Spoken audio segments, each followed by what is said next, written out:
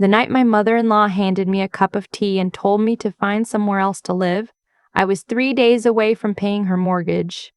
Again. She smiled when she said it, that particular smile she reserved for difficult conversations she'd already decided the outcome of. Comfortable.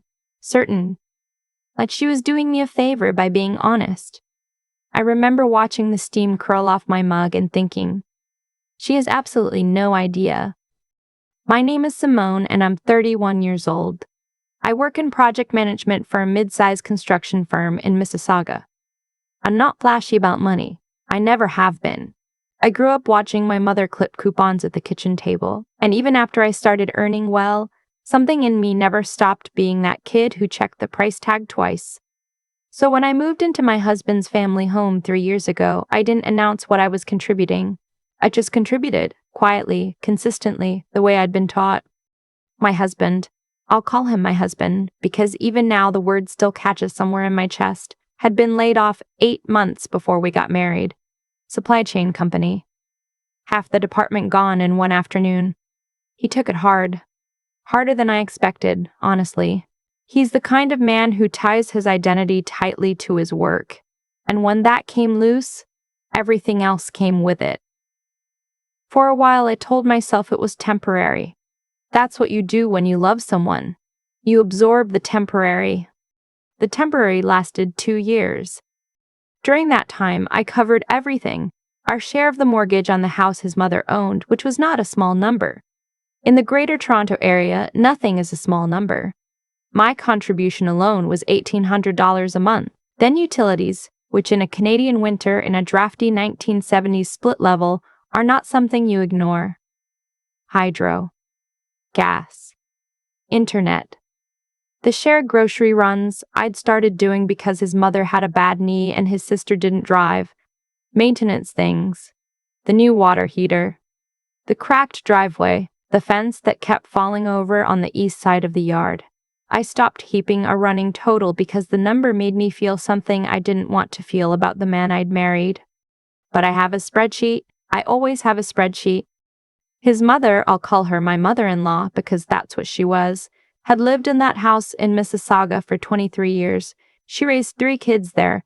She had an opinion about where the dish rack should go and how the thermostat should be set and which nights were family dinner nights.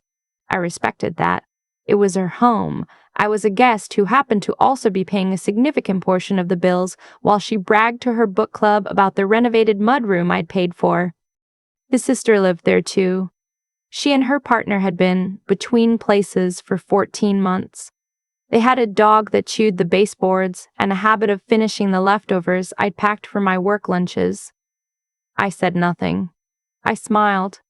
I was good at smiling. The night it changed was a Tuesday in February, the kind of February night in Ontario that gets inside your coat no matter how good your coat is. I'd just finished a long call with the site supervisor in Brampton, eaten reheated soup standing over the kitchen sink. I was about to go upstairs when my mother-in-law appeared in the doorway with 2 mugs and asked if we could sit down. I thought she was going to ask me to cover the property tax installment. I was prepared for that. What she said instead was that her oldest daughter, the one who'd been between places for over a year, had decided to try for a baby, and that she and her partner needed more stability, a proper space, a room that was theirs. She looked at me with something that was almost warmth and said, "You're young, you're resourceful, you'll find something nice for yourself," like I was a college student between leases, like this was a favor she was doing me. I asked where my husband was during this conversation. "Upstairs," she said. "He knows." "He knows." I nodded. I said I'd look into it. I drank my tea.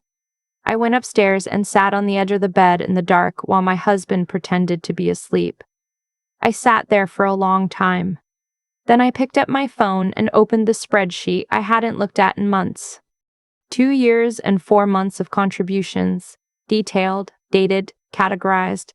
The total sat at the bottom of the screen like a quiet accusation.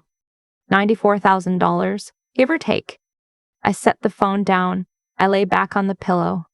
And I thought, very clearly, the way you think when something finally crystallizes after a long time being blurry. They don't know. None of them know. And then I thought, that's the only advantage I have left, I should use it. I didn't sleep much that night, but I wasn't sad. I was making a list. The next morning, I kissed my husband on the cheek, told him I was going into the office early, and sat in my car in the driveway for 45 minutes making phone calls. First to my friend who works in real estate and had been gently suggesting I needed my own place for the better part of a year. Then to a moving company I found on my phone. Then to my accountant. My accountant, bless her, has the kind of voice that sounds unbothered by everything. I explained the situation. She was quiet for a moment. Then she said, "Simone, we should probably talk about some of the paperwork from that renovation permit." I said, "I know. That's actually why I'm calling." I went to work. I sat through 3 meetings. I approved a materials order for a site in Hamilton. I ate a sandwich. I answered emails. And at 3:15 in the afternoon, I texted a moving company to confirm the date. Saturday, 4 days away. I want to be honest about something. There's a version of the story where I feel nothing but righteous clarity, where I float through those 4 days on pure resolve. That's not quite right. There were moments, usually late at night in that shared bedroom, when I looked at my husband's face and felt something genuinely sad. Not for what I was losing, exactly.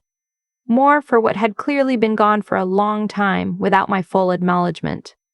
Grief is strange that way. It doesn't always arrive with the event. Sometimes it just surfaces quietly, like it had been waiting for you to have a moment to sit with it. I had 4 days of moments like that, and then Saturday came.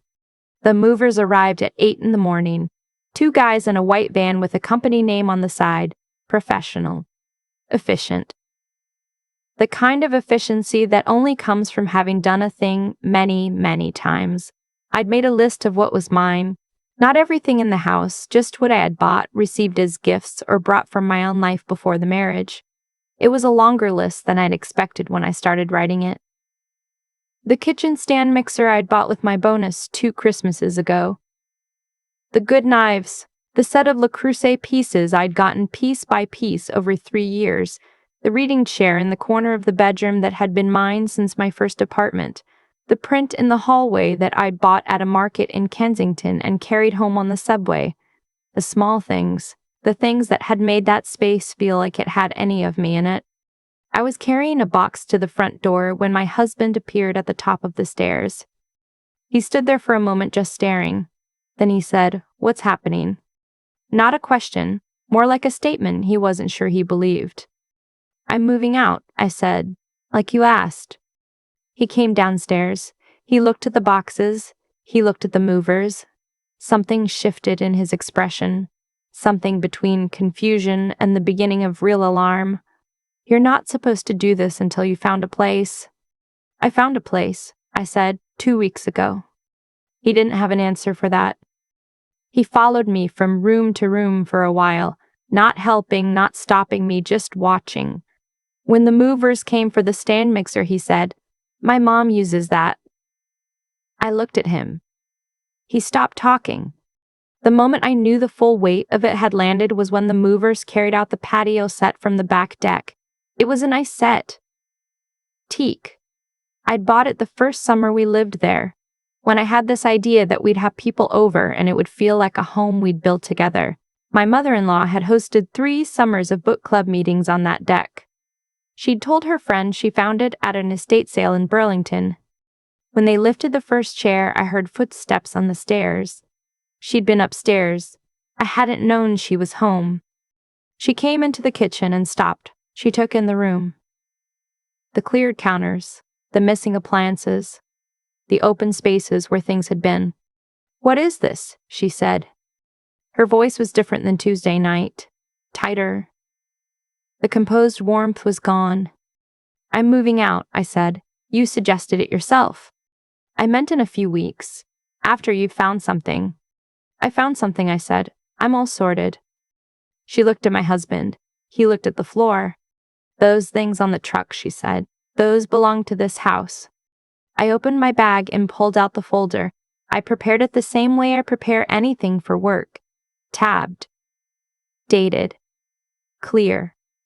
Receipts going back to the beginning. E-transfers. Credit card statements. A summary sheet my accountant had helped me format. I set it on the kitchen table, which the movers had already wrapped in moving blankets and were waiting to take. "These things belong to me," I said. "The documentation is all there if you want to look through it." She didn't pick up the folder. She looked at it like it had personally offended her. My husband picked it up. He flipped through the first few pages. The color left his face in a way I'd never seen before. He turned to a page near the middle, looked up at me. "You paid for the water heater and the driveway," I said, "and the mudroom permits, and most of what's currently in this kitchen." He closed the folder slowly. "His mother said, 'Ethan, this is.'" I said, "His name's not Ethan, but I understand the confusion." She looked at me like I'd said something strange. I realized I'd spoken out loud what I'd meant to think. Old habit from spending too much time inside my own head. I let it go. I said, "The documentation is yours to keep. My lawyer has copies." My lawyer. Saying it out loud felt different than I expected. Grounding, actually. She found her composure then, or the edge of it. She said, "You cannot take the table. That table has been in this family for—" "I bought it at a furniture store in Oakville," I said, "November 2 years ago. The receipt is on page 4. The table went on the truck." My sister-in-law arrived about 20 minutes later. She'd been out and came home to find a moving truck in the driveway and her mother sitting at a kitchen counter that was now someone else's. She laughed first. That uncomfortable laugh that people do when they're hoping something is a joke.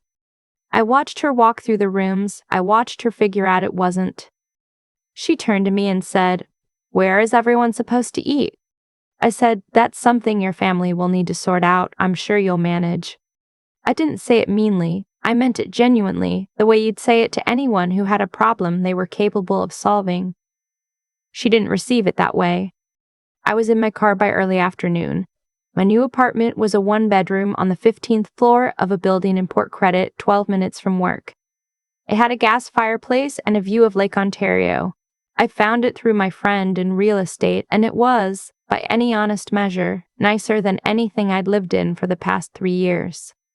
I sat in the parking lot of my new building while the movers brought things up, and I ate a shawarma I'd stopped for on the way. It was cold. I didn't care. I remember watching ice form on the edge of a puddle near the entrance and feeling something that took me a moment to name. Relieved. I felt relieved. That evening my phone started going. My husband first, a series of texts that escalated from confused to upset to something that was trying to be conciliatory. My mother-in-law called 3 times, no voicemail. My sister-in-law sent a long message that I read once and set aside. I responded to none of them that night. I assembled my reading chair, made up my bed with sheets I'd stored in my own closet, and ordered Lebanese from a place nearby. I ate at my own table in my own kitchen and watched the lake go dark through the window. The calls continued into the next week. It wasn't until Tuesday, when I'd been in my new apartment for 3 days, that I did what I'd quietly decided to do the morning after that kitchen conversation. I stopped the payments. The automatic transfer for the mortgage contribution, gone. The utility accounts I'd been on, canceled. The streaming subscription still linked to my credit card that the whole house used, ended. The monthly payment for the security monitoring system I'd set up 2 winters ago after a break-in 2 streets over, stopped. I sent 1 email to my mother-in-law's address, polite. 3 short paragraphs explaining that as I was no longer a resident, I would no longer be contributing to household expenses. That I wished everyone well. That my lawyer would be in touch regarding the matters my accountant had identified during the documentation review. That last line was the one I thought about most carefully, not threatening, just factual, just true. The response came faster than I expected, not from her, from my husband. He called 6 times in 40 minutes on Wednesday morning. I let them go to voicemail. The first 2 were confused. The third was frustrated. The fourth was something closer to scared. The 5th was a long silence and then him saying, "Simone, The hydro bill is saying the account was closed. I listened to all 6 before I called my lawyer back. Here's what my accountant had found and what she'd tried to explain to me the morning I called from my driveway. When we'd done the mudroom renovation, my mother-in-law had wanted to use my name on the permit and the contractor agreements because it simplified the financing. She'd waved her hand and said paperwork doesn't matter, we're family. I'd signed because that's what you did, apparently, when you were trying to make everyone comfortable. Paperwork matters. A portion of those improvements attached to my name, attached to documented financial contributions over 26 months, created a situation that a property lawyer found genuinely interesting. Not a full ownership claim. But not nothing either. My lawyer, a woman who spoke slowly and precisely and never used the word dramatic unless she was describing the other party, called it a meaningful position. When the formal letter arrived at the Mississauga house, my mother-in-law did not call me. My husband told me later in one of our quieter conversations that she'd sat at the kitchen table, the new one they'd had to buy because I'd taken the other one, and she hadn't said anything for a very long time. I understood that silence. It's the silence of someone recalculating, realizing that a situation they thought they controlled had edges they hadn't bothered to look at. My husband and I met once, in person, at a coffee place near Square One. He looked tired. He looked like he hadn't been sleeping well, which I recognized because I'd watched him sleep badly for 2 years when he was unemployed and trying not to show it. He wrapped his hands around his cup and asked me if we could fix it. I asked him what fixing it would look like to him. He thought for a moment. He said, "Come back. We'd figure out something else for his sister." I looked at him, really looked, and I felt something quiet and final settle in me like a door closing gently, not slamming, just closing. I said, "I don't think that's the fix I need." He nodded slowly. He didn't argue. Maybe somewhere in him he'd already known. We separated formally in March. It was not a dramatic process. I had my own income, my own apartment, my own documentation. The division was mostly straightforward. My lawyer handled the property matter with minimal conflict because the other side understood, once the documentation was reviewed, that conflict would be expensive and they did not have the resources for it. The house was listed in June. It sold within 2 weeks, which is what happens in that part of Mississauga when the market wants to move. After the mortgage was cleared, there wasn't a great deal left over. Certainly not enough to fund the life they'd been living. My mother-in-law moved into a smaller rental in Brampton. My sister-in-law and her partner, the ones who'd needed the space to start a family, found a 1-bedroom near Kitchener. I know these details because my husband told me in a text months later, not asking for anything, just telling me the way people do when they want someone to know the whole story ended. I read it. I thought about those 3 years. The dinners I'd made, the winters I'd kept warm, the version of myself that had moved into that split level in good faith and slowly become, as I'd written in a journal entry I found months later, the house's financial nervous system. Invisible. Load-bearing. The thing you don't notice until it stops working. I wrote back one line. I hope everyone lands somewhere good. I meant it. I wasn't angry anymore. I'd been angry, briefly and privately, in the very early days. But anger is expensive, and I'd already spent enough on that house. My apartment on the 15th floor is quiet in the mornings. I make coffee and I sit by the window and I watch the lake. In winter, the ice pushes up in strange formations along the shore and it looks like something from another planet. I have my reading chair, my good knives, and my Le Creuset pot that I use on Sunday afternoons for soup. I have a spreadsheet for my finances that now only tracks money going toward things I chose, and every line in it is mine. I didn't rebuild dramatically, I just rebuilt, quietly, the way I do everything, one line item at a time. I wasn't pushed out of that family. I was handed the door. I just made sure before I walked through it that I understood exactly what I'd been holding up. And the house knew. It started showing that the moment I left. I think about that Tuesday night sometimes. The tea. The smile. The way my mother-in-law said you'll figure something out, like she was returning a library book she'd borrowed without asking. What she didn't understand, what none of them understood, is that people who are used to being taken care of rarely stop to ask who's doing the taking care. That's not malice exactly. It's something quieter and in some ways worse. It's the assumption that things will simply continue because they always have. That the warmth in the house, the food in the fridge, the working internet, the shoveled driveway, these things just happen. Like weather. Like gravity. I was the gravity, and I let myself be for longer than I should have because I'd confused loyalty with endurance. There's a difference. Loyalty means standing beside someone through difficulty. Endurance means absorbing damage and calling it love. I mixed those up for 2 years, and the mixing cost me more than $94,000. It cost me something harder to put a number on. But here's what I've come to understand about how that story ended the way it did. It ended that way because of the choices each person made, consistently over time. My mother-in-law chose comfort over curiosity. My husband chose quiet over courage. His sister chose convenience over consideration. And I chose, for longer than was good for me, to keep filling the space their choices left empty. When I finally stopped making that choice, the whole structure showed what it had always been. The part I'm most grateful for looking back is that I kept the records. Not out of suspicion, not because I was planning anything, just because that's how I'm built. I track things. I document. It's the same part of me that got me the job I have, that gets projects across the finish line on time, that noticed when costs were creeping before anyone else did. That habit, that particular kind of clear-eyed attention to how things actually work versus how we wish they worked, turned out to be the most useful thing I owned. More useful than the LaCroix set. More useful than the teak patio set. There's something I'd want anyone in a similar situation to hold on to. Not a rule, just something true that I had to learn expensively. Your willingness to contribute quietly, to not make it about the money, to smooth things over and absorb the inconvenience, those are genuinely good qualities. They come from a decent place. But decency requires honesty to function properly, and honesty starts with being honest with yourself about what's actually happening. I wasn't being generous in that house. Not by the end.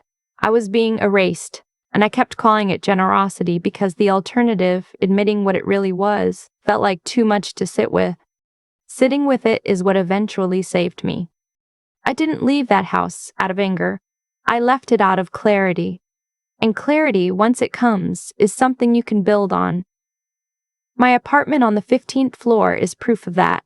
Every morning I make coffee, I watch the lake, and I think, this is what it feels like when the things around you are actually yours.